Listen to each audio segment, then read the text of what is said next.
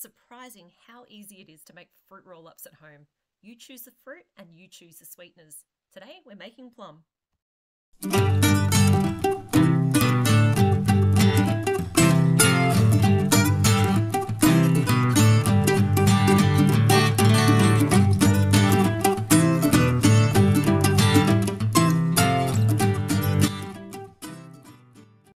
G'day there, it's Rachel here from Bush Edge Homesteading Australia. And this morning my son and I are putting together a quick fruit roll-up recipe. And this one's going to be made out of plums because our plum trees are incredibly abundant at the moment. With this one here, the first thing we need to do is obviously wash up all of these plums, and that's what I'm doing here at the moment. And that's because when you're getting your plums off your plum trees at home, of course, there can be lots of bird matter and things like that on them. So you want to make sure they're nice and clean before you make this recipe. We don't spray our plums, so we're not worried about sprays and things like that. But if you were getting your plums from the shops, you would want to give them a good wash to get all that sort of stuff off too. So let's finish washing them off, and then I want to dry them thoroughly, and then I'll show you how to make this fruit roll-up. Now these plums are all dried up, we've got a bit of a production line going because we've got a few to chop up and pop in the pot today. So my eldest thankfully is helping me, and basically what he does with each of the plums is cuts off each of the different sides so that we're clear of the seed, and then he cuts the sides off from there, and then finally he'll cut off the bottom piece. And then that seed goes in for our compost, and the plum will go in the pot. Good job. And then we repeat that a lot.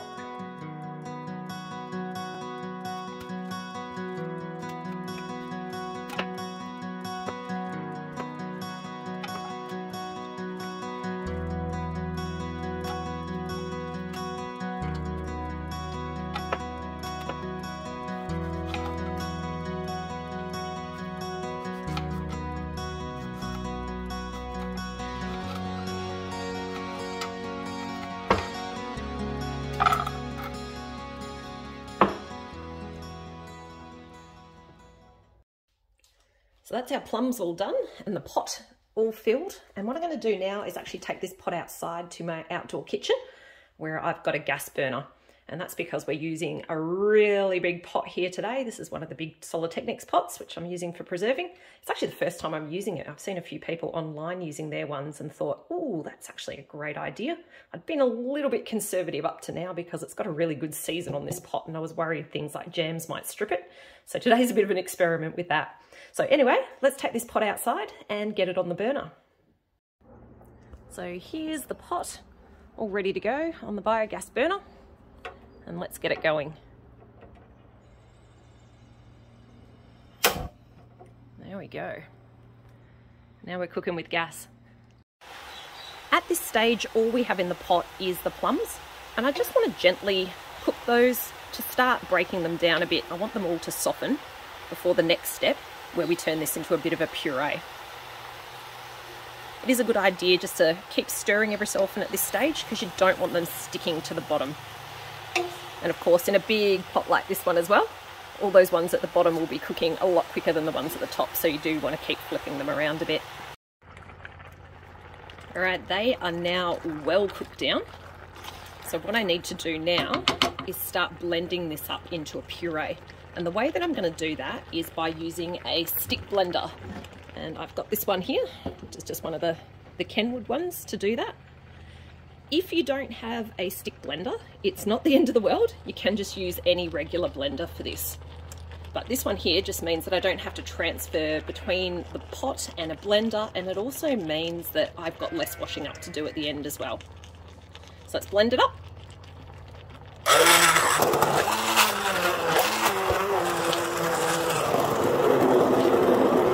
And I want to keep blending this until it's really nice and smooth.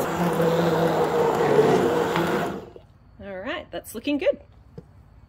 So at this stage you can probably see this is really liquidy, and what I want to do is actually cook this down quite a bit. Because of all this rain that we've had, our plums are full of moisture, but they are a little bit watery, so I want to intensify the flavors, and I'll do that by cooking it down. Now every plum is going to be a bit different, so how long you need to do that for is going to differ depending on your plums. The other thing that's going to differ from plum to plum is whether you need to add anything to this. So with my plums, these are not particularly sweet. They're never a particularly sweet plum with these ones, so they're actually quite good for when I do jams and stuff and have to add lots of sugar. But for fruit roll-ups, if I just leave it like this, they can actually be really, really tart.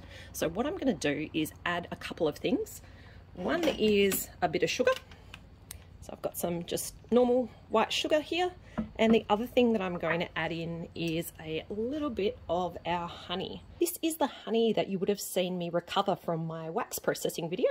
If you want to have a bit of a look at that, that one's on the channel as well. I'm going to use this one today because it's going into a cooked mixture and I don't want to waste any of my raw honey. And as you saw in that video, this one was already heated up a bit. Now, in terms of quantities of how much sugar and honey to add, I don't have specific volumes. And that's because with this recipe here, it's going to come down again to your plums and how sweet they are. And it really is also just a matter of taste. You know, this isn't for food safety or anything at this stage. It's really just about getting it to the taste that suits you and your family. So just add in however much of the honey and or sugar as you would prefer in your recipe. So let's have a little bit of a taste and see how much of that sugar and honey I'm going to need to add today. Ooh, yep, that's quite tart. So I'm going to put in a fair bit of both the sugar and the honey.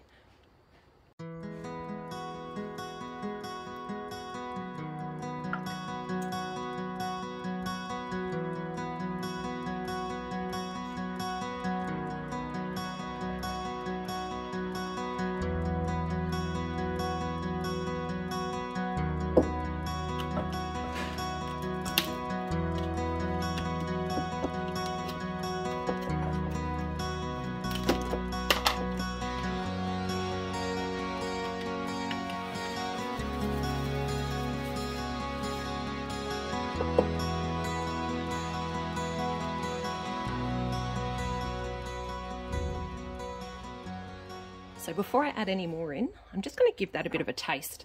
Because again, we're just adding that honey and that sugar to get the sweetness level that you like. So let's taste.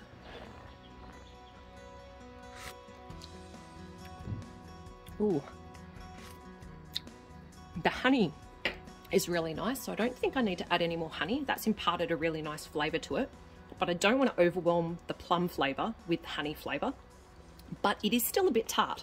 So it probably looked like we added a lot of sweetener in there just then, but it does need a bit more. So I'm just going to add in a little bit more sugar at this point.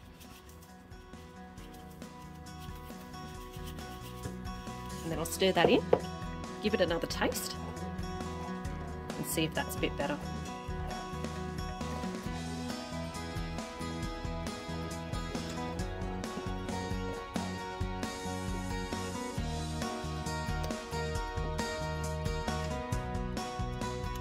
So I've just given that a minute to dissolve through before tasting. Let's give that another taste now.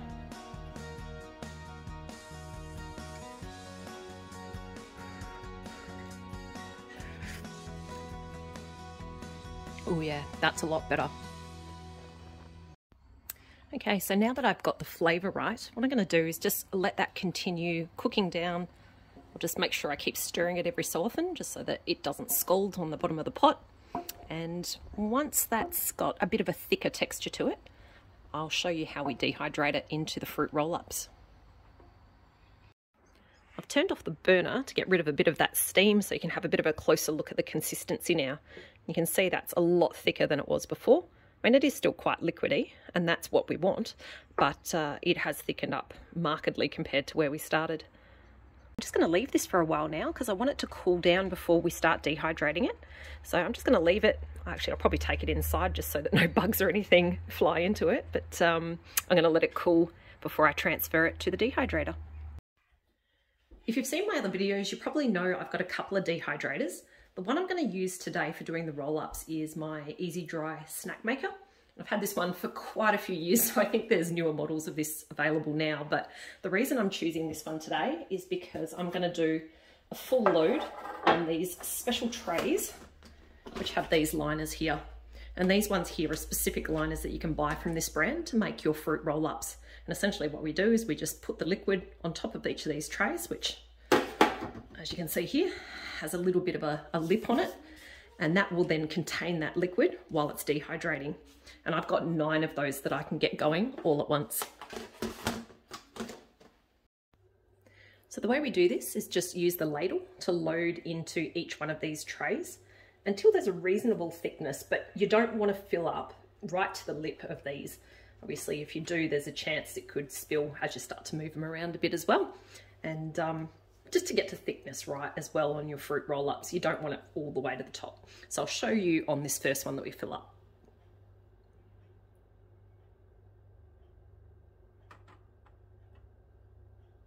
A ladle definitely makes this exercise a bit easier. Alrighty, so let me bring you in a little bit closer so you can see how thick this is. So you can see here, that's the edge of our liner, and it's not all the way to the top of the liner, but it is still reasonably thick, and you want it to have a decent amount of thickness to it because you want it to have that kind of texture that a fruit roll-up has, and also the thickness of a fruit roll-up as well. If you do it too thin, it ends up quite flaky. That can actually be really handy if you're trying to dehydrate things that you want to actually powder at a later stage. But we're not looking for that. We're looking for that texture of a fruit roll-up where you can kind of bend it a little bit, and it's got a bit of chew to it as well when you go to eat it. And this tends to be a good depth when we go to make it. So that's our first one, ready to go onto the dehydrator. What I'm going to do now is get my son to start filling up the other ones for us. You ready to go? Thumbs up. Good work. There you go, a bit closer.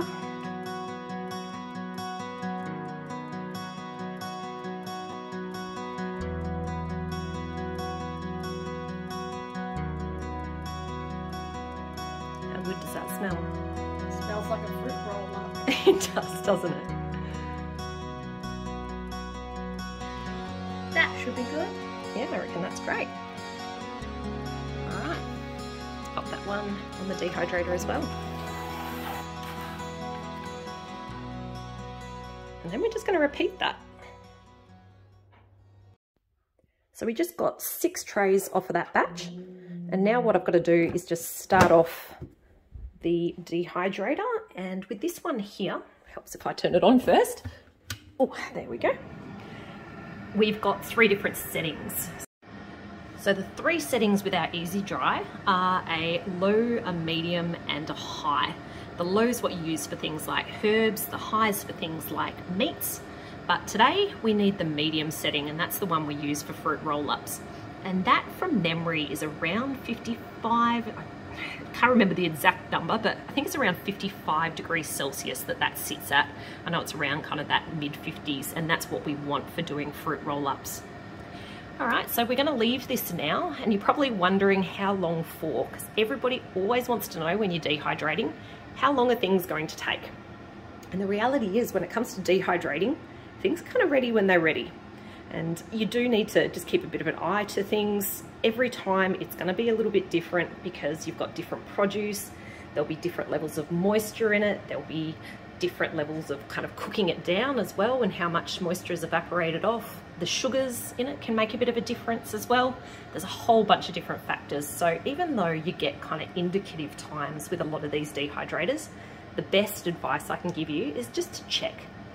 I think with the EziDrys, they say it's around 12 hours, but you know, again, depending on the dehydrating, even the humidity in the air as well, it can vary significantly. So anyway, let's leave this and I will show you what it looks like when we check it a little bit later. Our fruit roll-ups have been in for 6 hours now, so it's time to give them a bit of a check. So let's have a bit of a look at what the texture's looking like.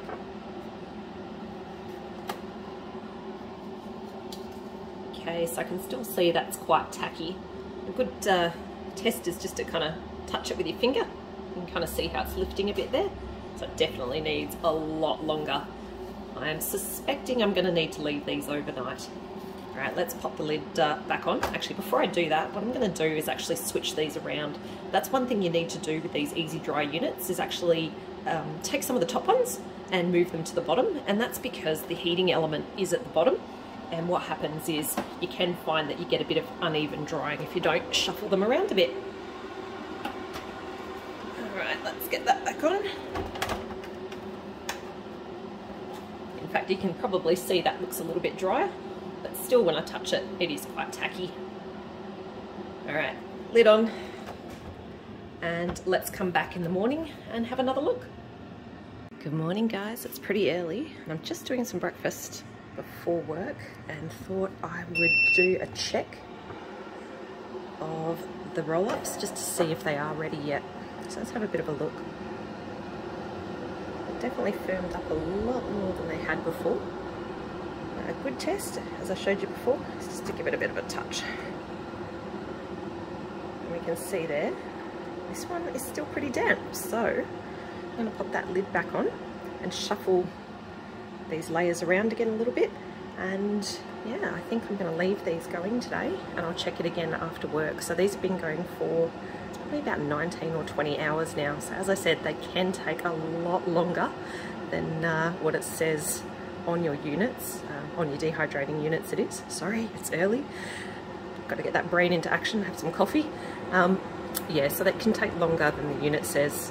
As I said, it said about 12 hours with the EziDry, but I'm going to leave this to go until after work today, and I'll catch up with you again then. Let's give them another check.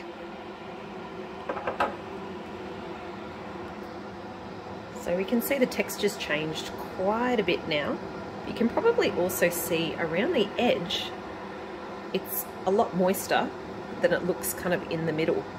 So let's give that a bit of a touch. And that's actually still feeling kind of tacky. You can probably see in this spot here where I'm touching, that's actually still quite tacky and it's not fully dried yet. So that means we are still not quite done here. So I'm going to let that keep running for a bit longer. And again, I'll just keep coming back, and I'll just keep checking until it's ready. As I said earlier, when it comes to dehydrating, it's done when it's done. So Murphy's Law is that it's always going to be a crazy time that it's ready.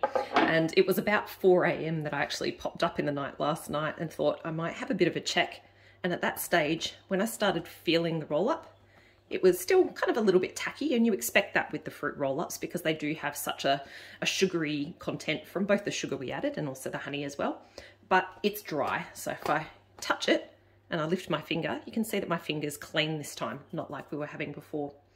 So it's actually time to pack some school lunches right now, and I thought what we'd do is actually pull one of these out and actually pop some in the lunchbox. So what we do with these ones is we just kind of peel it from the side, which is always a bit fun when you're starting to get it going from the edges at the start. And then what we do is we lift it off from there. Sometimes you do have ones that are particularly hard to lift off, and if you get that, a really good trick is to pop it in the freezer. And when you pop it in the freezer, they do tend to lift off a little bit easier. All right, so I'm just going to keep working at this to peel off our first one to get some in my son's lunchbox this morning.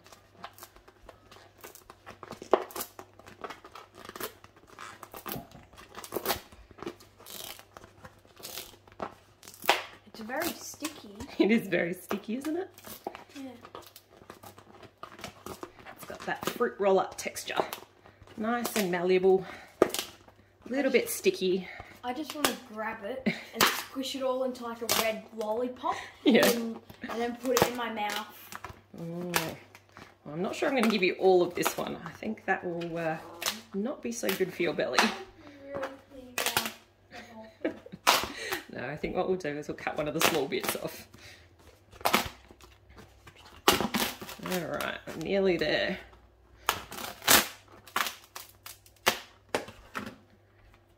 All right, there's our fruit roll-up.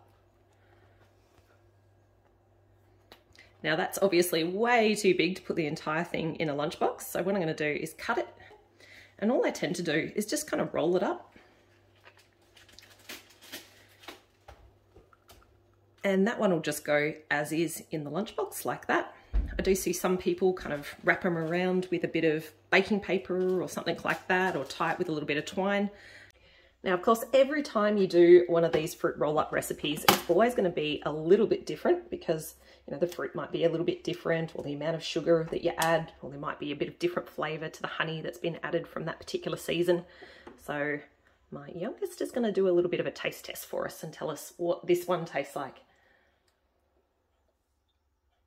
It's like plum flavoured. It's plum flavoured. Well, that makes sense because this one I made with your big brother using lots of our plums. Can you taste anything else in it? Yeah, it kind of tastes like jelly in a way. Like a little bit jelly-ish? With the way how it is, it's like hard jelly. Yeah. Which is good. That's a good thing? Yeah. Yeah, so you're happy to have that in your lunchbox? Yeah. Well, that's good because we've got quite a few of these ones. All right, so from there, what we're going to do is package these up, and I'm going to wait till a little bit later today because it's a bit busy at the moment to show you how we package these up. But there is a couple little tricks because, as you can probably tell, it is actually quite sticky. And if we pop it all just in one jar, or if we vacuum seal that up, it's all going to stick together. So let me show you a little bit later today how we package it up for, well, not for long-term storage because it's not going to last a long time around here, is it? Yeah. But so that we can package it up to put in the cupboard at least for a little while. For storage, what I like to do is roll them up. So they kind of look like a fruit roll-up.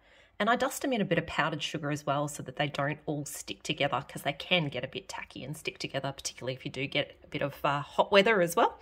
So that's what they look like when they're stored. But let me show you how I did that.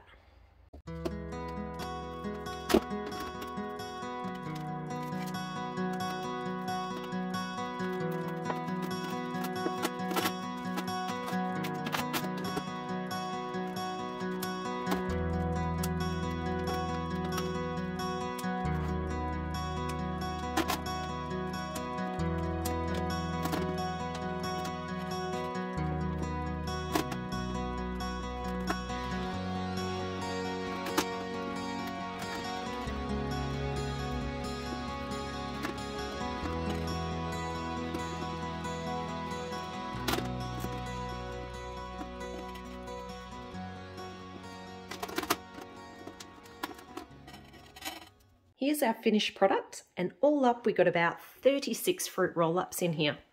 And it's going to be really handy having these back in the cupboard, especially now that school's back. And I don't mind sneaking one of these in the evening as well because they are pretty delicious.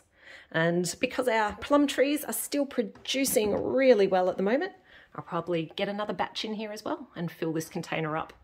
And I can tell you the kids will be eating them down as quickly as I can put them in there. Anyway, hopefully you've enjoyed hearing how to make fruit roll-ups. It is pretty straightforward as I showed you today. You can try it with lots of different fruit. You can change the sweetening to your taste, and hopefully this gives you the confidence to give it a go too. Thanks for joining, and catch you later.